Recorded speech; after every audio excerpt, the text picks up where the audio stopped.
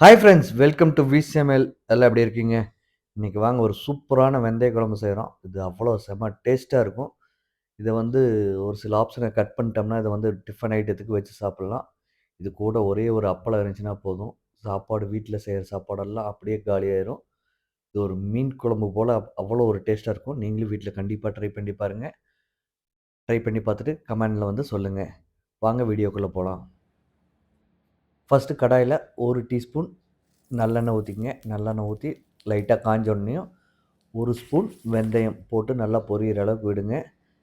பொரிஞ்சோடனையும் சீரகம் 1 டீஸ்பூன், சோம்பு 1/2 டீஸ்பூன், அதையும் போட்டு ஒரு நல்லா வதக்கி விட்டுருங்க. நல்லா வதங்கி வரட்டும்.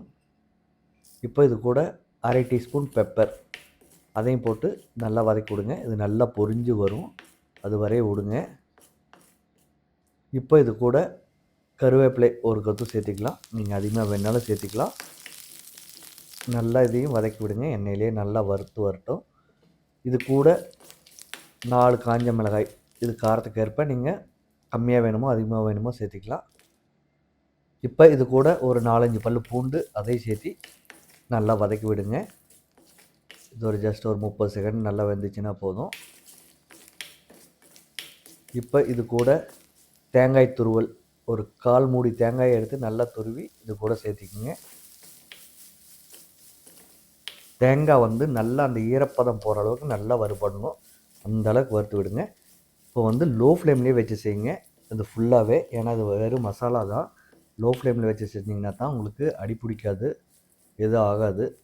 இந்த மாதிரி வச்சு செய்கிறப்போ உடனடியாகவும் கலர் சேஞ்ச் ஆகாது. இப்போ வந்து தேங்காய் நல்லா வறுபட்டுருச்சு. இப்போ இது கூட மசாலா சேர்த்துக்கலாம். அடுப்பை ஆஃப் பண்ணிவிட்டு இது கூட 1/2 டீஸ்பூன் மஞ்சள் தூள், 1 டீஸ்பூன் மிளகாய்த்தூள், 2 டீஸ்பூன் கொத்தமல்லி தூள், அதையும் சேர்த்து ஒரு வணக்கி விட்டுட்டு அடுப்பை ஆன் பண்ணி லோ ஃப்ளேமில் வச்சு நல்லா வதக்கி விடுங்க. ரொம்ப லோ ஃப்ளேமில் வைங்க, எவ்வளோ வைக்க முடியுமோ அந்த லோ ஃப்ளேமில் வைங்க. இது ஒரு நிமிஷம் அப்படியே வதக்கி விடுங்க. வதக்கி விட்ட பின்னாடி ஃபைன் பேஸ்ட்டாக அரைச்சிட்டு வந்து வச்சுக்கோங்க. இப்போ இன்னொரு கடாயில் ஒரு 3 டேபிள் ஸ்பூன் நல்லெண்ணெய் ஊற்றிக்குங்க.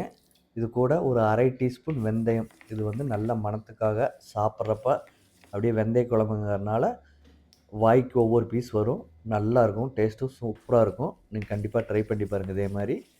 இப்போ இது கூட சின்ன வெங்காயம் ஒரு 150 கிராம், அது இந்த மாதிரி பெருசாக இருந்துச்சுன்னா பொடியாக வெட்டுக்குங்க.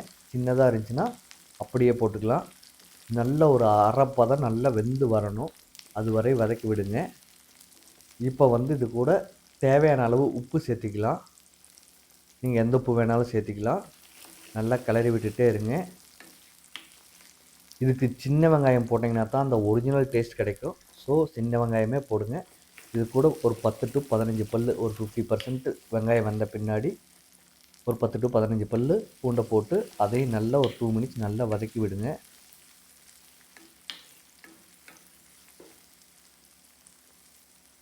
இப்போ காரத்துக்கு ஒரு 4 காஞ்ச மிளகா, அதையும் போட்டு வதக்கி விடுங்க.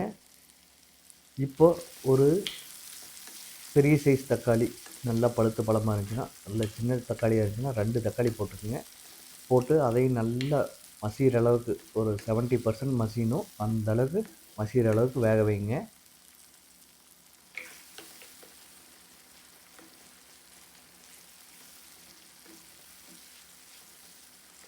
நல்லா தக்காளி வேகட்டும்.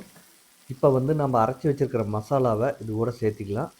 ஃபஸ்ட்டு தண்ணி எதுவும் சேர்த்தாதீங்க, கடைசியாக சேர்த்திக்கலாம். இப்போ பார்த்திங்கன்னா அரைச்ச மசாலா வந்து உங்களுக்கு லைட்டாக வளவளப்பு தன்மை இருக்கும், இது வேகிறப்ப சரியாயிடும். ஃபஸ்ட்டு இருக்கிற மசாலாவை கலக்கி அதில் தண்ணியெல்லாம் ஊற்றிக்குங்க.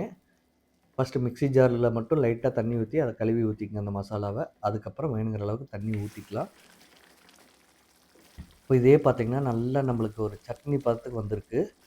நீங்கள் வந்து இதே பதத்தில் வந்து இந்த மசாலா வாசனை போனோன்னையும் டிஃபன் ஐட்டத்துக்கு எடுத்து கூட சாப்பிட்லாம். அந்தளவுக்கு டேஸ்ட்டாக இருக்கும் நீங்கள் டிஃபன் ஐட்டத்துக்கு சாப்பிட்டிங்கனாலும். இப்போ வந்து ஒரு பெரிய லெமன் சைஸ் புளி எடுத்து வச்சுருக்கோம், அதை கரைச்சி ஊற்றிக்குங்க. ஊற்றிட்டு தேவையான அளவு தண்ணி ஊற்றிக்குங்க. தண்ணி ஊற்றிட்டு கரெக்டாக ஒரு 5 நிமிஷம் நல்லா மீடியம் ஃப்ளேமில் வச்சு நல்லா கொதிக்க விடுங்க. நல்லா கொதி வரணும். இப்போ புளி ஊற்றுனதுனால அது மெயினாக சாப்பாட்டுக்கு தான் நல்லாயிருக்கும், அவ்வளோ டேஸ்ட்டாக இருக்கும். நீங்களும் கண்டிப்பாக ட்ரை பண்ணி பாருங்கள். நல்லா கொதி வரட்டும், எண்ணெய் பிரிஞ்சு வரும். நல்லா திக்காயிரும் உங்களுக்கு கிரேவி. கிரேவி வந்து நல்லா திக்காச்சுனா தான் உங்களுக்கு டேஸ்ட் அந்தளவுக்கு கிடைக்கும். இப்போ நம்மளது ரெடி ஆகிடுச்சு. நீ அப்படியே பரிமாறலாம். சுட சுட ரைஸ் போட்டு அது கூட ஒரு அப்பளம் மட்டும் வச்சுட்டு இந்த குழம்பு ஊற்றி சாப்பிட்டிங்கன்னா அவ்வளோ டேஸ்ட்டாக இருக்கும். இந்த வீடியோ உங்களுக்கு பிடிச்சிருக்குன்னு நினைக்கிறேன். வீடியோ பிடிச்சிருந்துச்சுன்னா லைக் பண்ணுங்கள், சப்ஸ்கிரைப் பண்ணுங்கள். நன்றி.